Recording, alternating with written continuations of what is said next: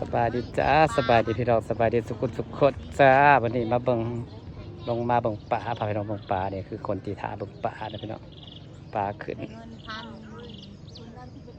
ป่าขึ้นหลายจ้า 9 โลปลามันเงิน1,400กับแสดงว่ามีฮอดจะพังอ่ะอันนี้ไม่ได้ทุ่งแยงป่าป่ะนั่นนะผมมีคนมาซื้อป่ะเนาะซื้อไปขายป่ะ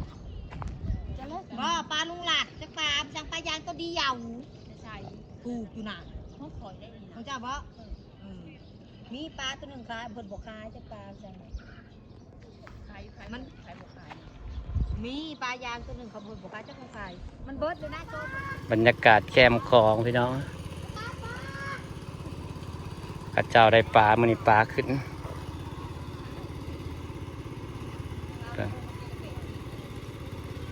พาพี่น้องไปเบิ่งป่า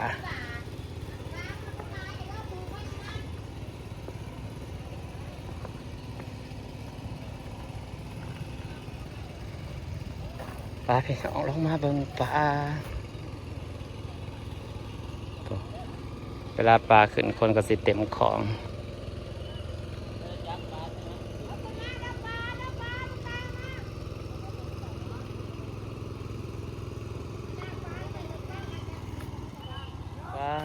ปลาพี่น้องปลาขึ้นปลาขึ้นปลาขึ้นแล้วจ้ามึงได้เพชรนี่ปลามองสามบ่ได้นะปลดบ่ไหวมึงได้เพชรป้ามึงบอกโทรเพิ่นมาปลดปลาบ่โทรบอกเราแน่โทรบอกกันเท่าในเขามาในมาเล่าอยู่อย่างน่ะโทรมาปลดปลานี่ปลามองสามมงงามโทรเราบ้านเลยเพราะว่าเรามาขายปลานี่ปลดมาทันแล้วมาปลดแต่แล้วปลดพันแล้วปลายังเต็มมองอยู่เราบอกอยู่คนปลดปลาโทรบอกกันได้เนื่องเนื่องเอ้ย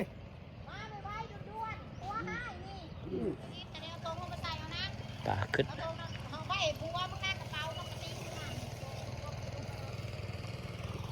ได้ลายปะพี่ตัวใหญ่ๆปลาหม้อยังไงปลาโลเท่าไรเนี่ยนะเขาขายด้วยโลเท่าไรปลามองเจ็ดจ้าตัวใหญ่งามพอดีงามเลยสันโอ้ตัวใหญ่เลย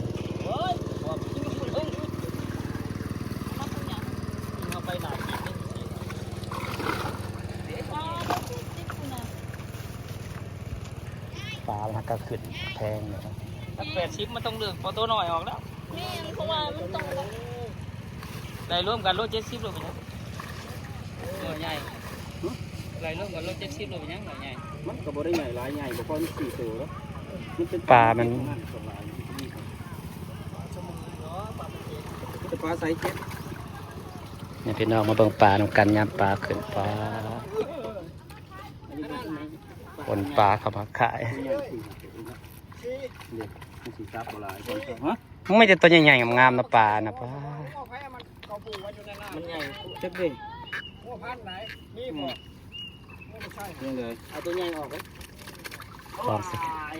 ปลายาก็บอกออกไอ้ปลายามันคนราคาคนโอ้มีปลาบอกพันเอาไหมขันสิเอารวมบ่มีปลาอย่างแล้วจะขายรวมแล้วมันได้มีปลายางนั่นได้4ตัว5ตัวโล6ตัวตัวน้อยครับกันที่ขายเท่ากับขาย3ตัวน้อยกับตัวเอามาถึงมาเพิ่นแล้วเด้อปลามันใส่งามเยอะปลามองปลาพี่น้องจะได้แบบติดชาดีมองแล้วตีซิงมาไปขีดหนึ่งปลาหลองเดียวหมดเวลาเขาจะทางอันนี้ซิงชิมหากายบ่การกายบ่ใช่เบ่งออกเบ่งนี่ใส่ทงมันตรงนี้เขาบ่ใหญ่ไปได้12คน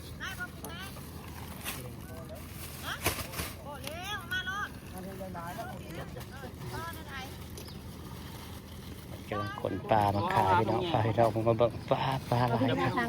โลละ80 บาทปลาคือโลกก็สิตีลิ้นเนาะปลาเป็นยังไงเอาเขียนเป็นสุดเราไม่ให้จดในของเราก็สิใส่ตรงนี้เลยใส่ทุกอย่างดีกว่ามันจะไม่ได้พังกันทุกอย่างใส่มันได้แต่นี่นะแม่นเจ้าหรือมันยาก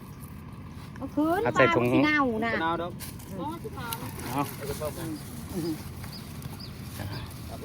เอาปลาพี่น้องงามแทงงามวะไส้ดิตั้งงามลิปลาไส้ดิเนาะขังไปเลยย่างเลยเนาะ ซิ่งยังคือบุตรีบัดเดียวหรือซิ่งยังท สิ่งที่หา ำซิ่งที่หาตัว อันนี้เจ้าเลยของหมดเลย ต้องคูอีกนะคะต้องนุ่มมูอีก โอ้ยอยู่ดอก สลามก็ไม่ได้ได้เลย โอ้ยแต่ ปลาจักหลองนี่ อันนี้เขาซื้อมันนั่น เอามาจะ 80 เศร้าเลย ตอนเล็กจองไหวกับสีค้ายบางในก่อนต้นเล็ก ตัวใหญ่ลิงามลิปลาหน่อยเนาะใหญ่ลิป ไปติดหาได้แต่ช่วงนี้แหละ ใหญ่ลิป ตอนทำแล้วมันสิลงเพราะว่าคนออก มา ไป ขายเป็นแหล่แล้วจักตัวปลากบานนาง6 ตัวผู้ปลาได้จักโลป่ะโลเท่าไหร่ปลากบานนะ โอ้ยโลละ40 บาทนั่น นี่นะปลาน้อยกับปลาโลละ80ปุ่นประเด็นสุยมองไหลบ่ บ่ยายบ่ได้เอามือมา ได้ไปถอดติดน้ำพ่นนะโอ้ยห่ามึงเอ้ย แม่เอ้ยเอาให้ตัวกบ7 โล 7 ขีดกับ7 โล7 โล 7 ขีดรวมแล้วเลยมานะได้เด้อยางไหลมองน้อย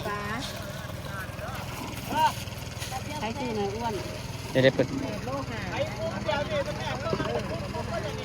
เป็นลูกครึ่งเนื้อหาวันเบิ่งเลยโลหะชิงมันไปขีดหนึ่งโลหะโลครึ่ง บรรยากาศปลาขึ้นเขาลังกันมาขายปลาพี่น้อง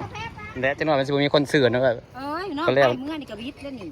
ยานบ่มีคนซื้อเดี๋ยวแบบขายก่อนแล้วมันก็เป็นราคาอยู่ช่วงนี้แต่บ่มีคนซื้อมันสิยาก เอาพวกนี้แล้วตรงยางกันเนาะตรงยางไปฆ่าเขาให้ เละหน่อยแท้โลนะ แล้วเมื่อชุดนี้เลยนี่นะ ปลาถ้าพูดเราขนมาอีกเลยมาเบิ่งปลาทำกันพี่น้องโพดโพดปลา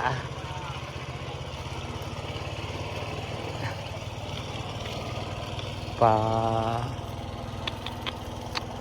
งามอยู่ดิงามอ่ะมองยังไงนะ